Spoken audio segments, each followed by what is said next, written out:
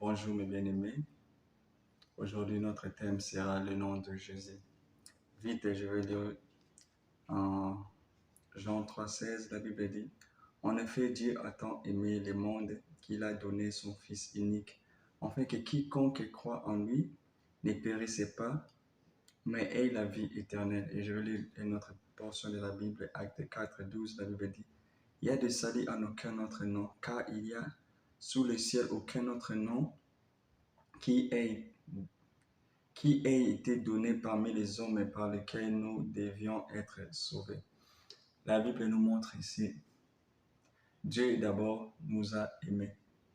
Dieu ne nous a pas donné son Fils Jésus-Christ juste pour nous donner, c'était d'abord par amour. La Bible confirme qu'il y a de salut en aucun autre nom. Donc ça veut dire que hors de Jésus-Christ, aucun homme peut être sauvé. Jésus, ça veut dire sauveur. Le livre des Actes vient le confirmer. Quand nous disons le nom de Jésus, ça veut dire que nous disons au nom de celui qui sauve. Lorsque nous disons Jésus-Christ, Christ veut dire oint. Jésus-Christ veut dire sauveur. Donc on peut le traduire littéralement par en oint pour sauver. Lorsque tu mentionnes le nom de Jésus, tu dis simplement au nom de celui qui sauve.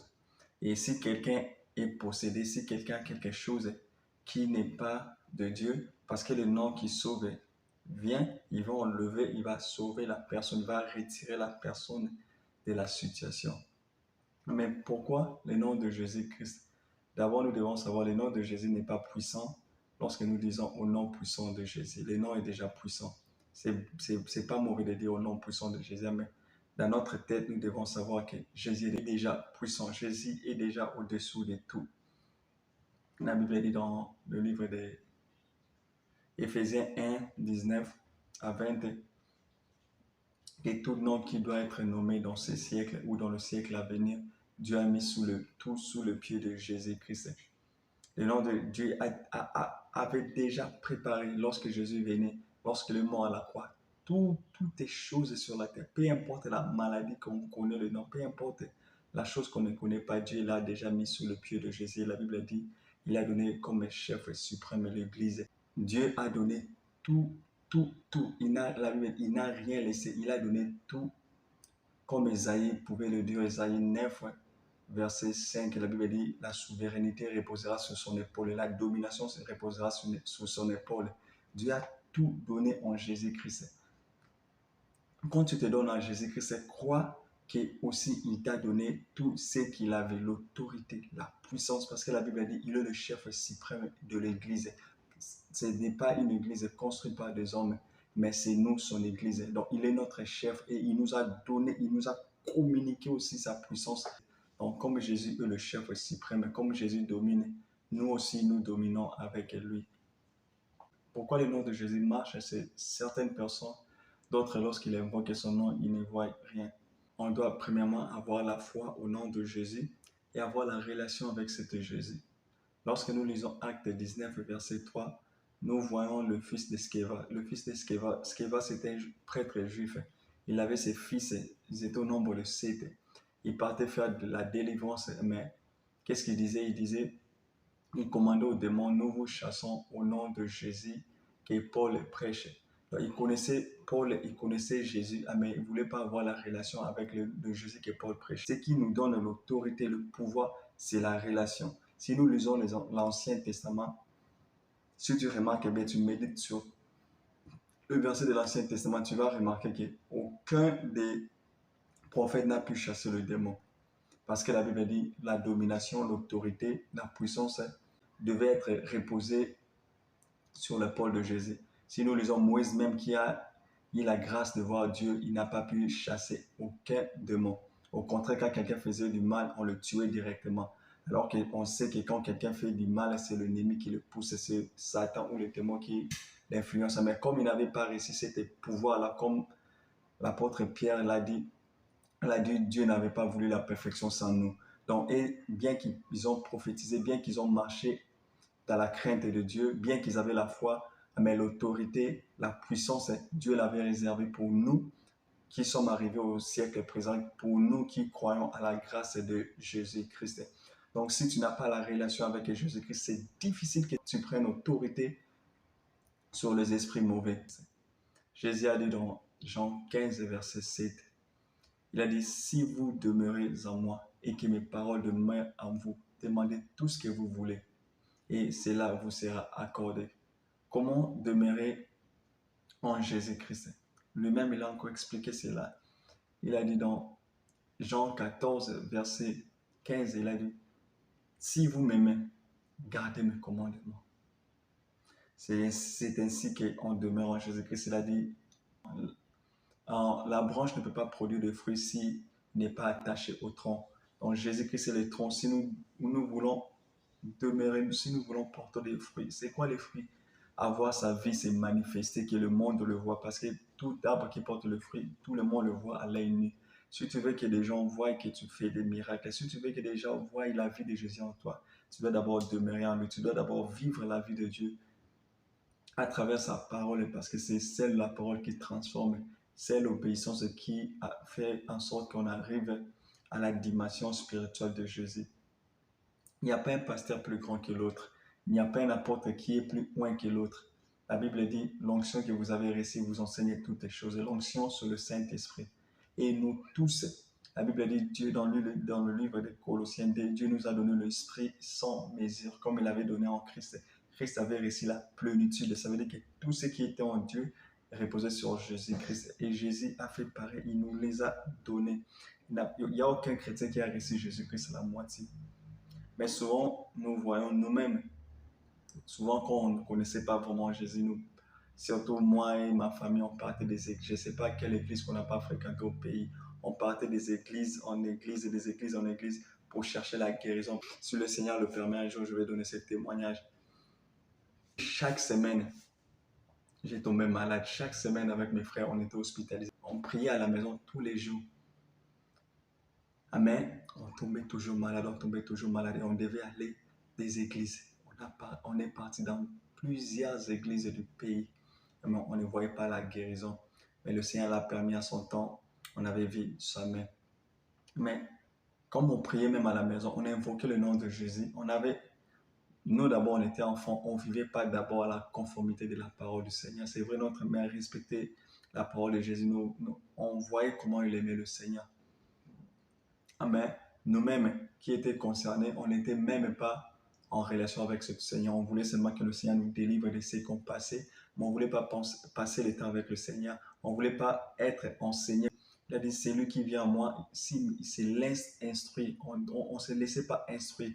C'est vrai, on écoutait sa parole, mais quand on disait Amen, c'est comme si on avait effacé notre mémoire et on reprenait notre vie d'avant. Mais Jésus a dit que nous demeurons, ça veut dire que tu écoutes et tu restes. Si tu demeures dans la maison, ça veut dire que tu vis dans la maison. Et Jésus veut que nous vivons dans sa présence.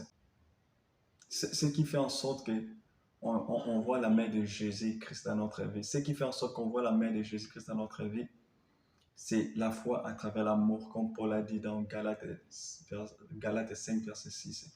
Il a dit, ce n'est pas la circoncision ni l'incirconcision qui nous rapproche au Seigneur, mais c'est la foi à travers l'amour. Donc tu dois d'abord aimer. Croire d'abord en Jésus-Christ et aimer. Aimer qui? Aimer Jésus, aimer son prochain. Si je souhaite que quelqu'un soit guéri, je dois d'abord avoir l'amour de Jésus, dire que Seigneur, je veux que cette personne ici marche. Comme Pierre pouvait dire, l'argent, on n'a pas, l'or, on n'a pas, mais ce qu'on a, on te les donne plutôt. Lève-toi et marche. Donc ça veut dire que dans sa pensée, il avait l'envie que la personne marche. Il s'est dit que même si je te donne de l'argent, même si je te donne de l'or, ça ne va pas te faire marcher. Mais moi, je souhaite que tu marches et je souhaite que tu sois indépendant. Et la personne, parce qu'il avait ce souci-là, et la Bible dit quoi? Qu'est-ce qu'il a fait? Il a étendu sa main, il a tiré la personne. Comme Jésus veut qu'on ne dise pas que je t'aime seulement, mais on démontre cet amour. Quand Jésus a envoyé des apôtres dans le livre de Luc 9, verset 1 à 2, verset 10 à 17, la Bible nous montre d'abord, il leur a dit, allez-y, enseignez les gens. Avant d'abord la guérison, Jésus voulait d'abord qu'ils enseignent les gens. Avant qu'on cherche le miracle, avant qu'on cherche les dons, on doit d'abord chercher le fruit de l'esprit parce que c'est la parole qui transforme. Dieu n'est pas venu sur la terre pour nous donner des miracles, pour nous donner des guérisons. Non, il est venu d'abord pour nous donner sa vie parce qu'il a dit, je suis venu comme un sacrifice. Il est venu d'abord pour que nous ayons sa vie. Et le fruit de l'esprit, c'est quoi? C'est la paix, c'est la joie, c'est l'amour, c'est la foi, c'est tout ce qui contribue à la bienveillance de marcher avec le Seigneur. Et lorsqu'on a ces choses-là, sans que tu fais des efforts, les dons qui sont en toi vont s'allumer.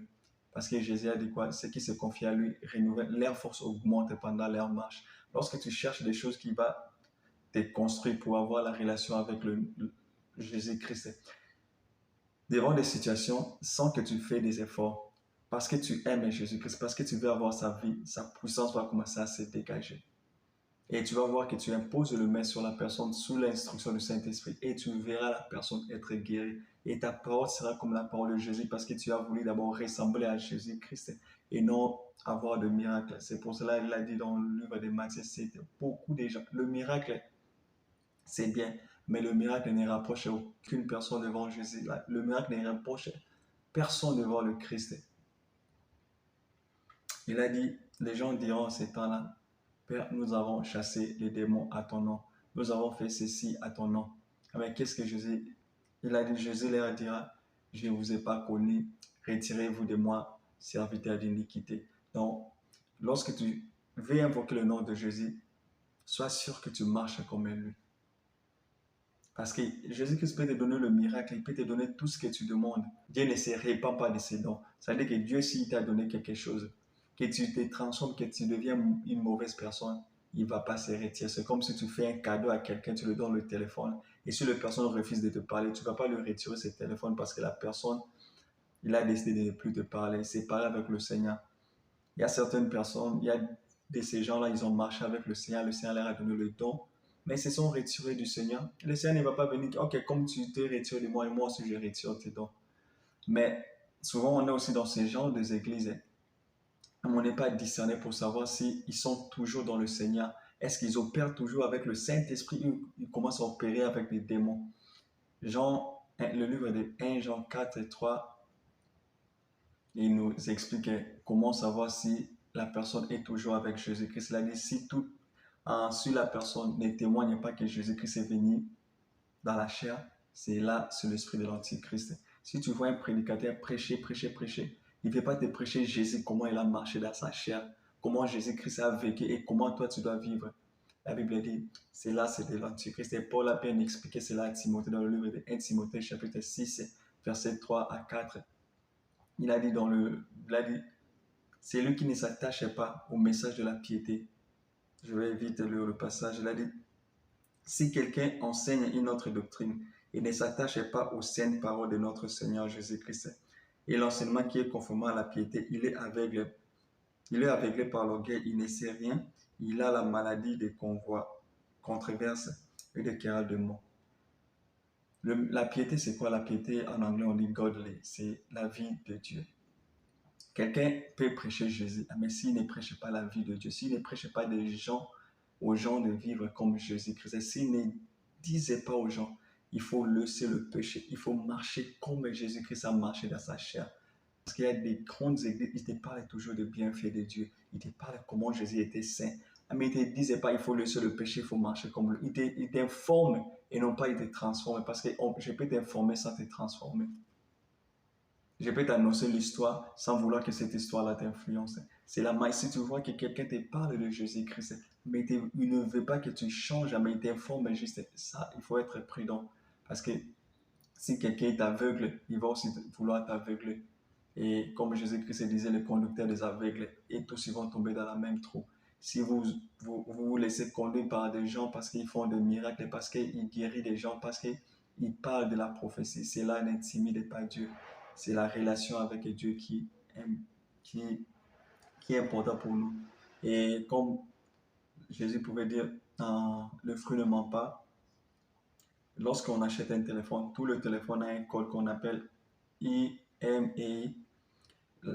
Chaque téléphone a le code unique, c'est du 7 chiffres, mais le nombre est du 7. C'est pas avec le code de Christ. Nous tous, on a reçu le Saint-Esprit. Chacun a ses dons. Le code dans le téléphone, là, comme on a dit, chaque téléphone a son code.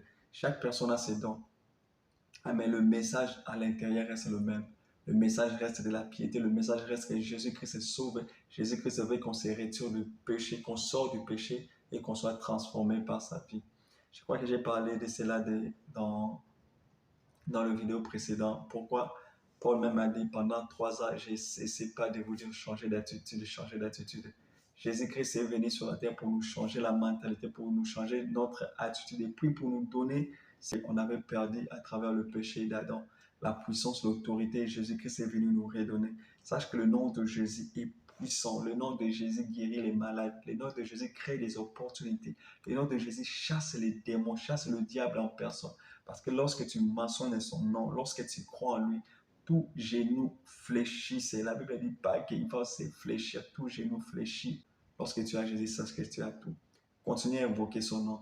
Il a dit tout ce que vous demanderez, croyez que vous l'avez reçu. Crois, même si tu ne vois pas la manifestation, crois et continue à persévérer, continue à persévérer. Et la Bible dit ça dans la persévérance que vous aurez la récompense. N'ayez pas honte de témoigner de son nom, n'ayez pas honte de démontrer sa puissance, parce que je sais et je crois qu'il habite en toi. Le nom de Jésus, nous savons bien que ça dérange.